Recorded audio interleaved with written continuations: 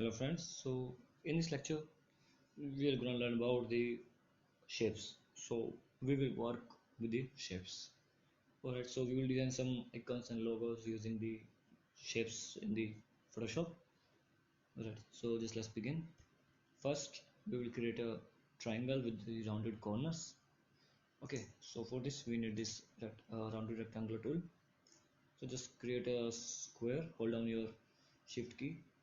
Okay, so this is my square and I will fill the stroke to none and fill the color to this one. Okay, so this is my basically a square that is the 160. You can see height and width. Alright, and now using the pen tool, the delete anchor point tool, and delete these 2 points. Alright, so this is my, as you see, the rectangle with the rounded corners. Okay, and now I'm gonna change its color, like the is fill is to the none and stroke I will use the blue color. Okay, and size is like approx.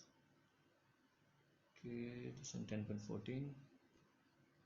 All right, and just rotate it to the 45 degree.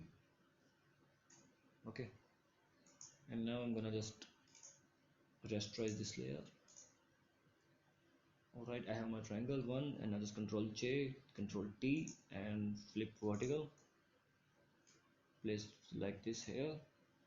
Okay, and now the next thing that I will do is just select both layers, control E to merge into a one, and now the lasso tool, polygonal select. Okay, now make a cut like this, right click, layer wire cut, and just change its color, double click, color overlay, and the orange one.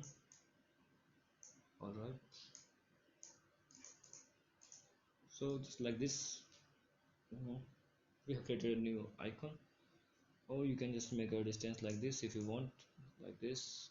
Okay, so you can do whatever you want to do with this, but basically a basic idea of like to create a squares, the rectangles, you can create the whatever shape you want, just like this technique, and you can cut using the polygonal or the selection tools and make a color using the color overlay.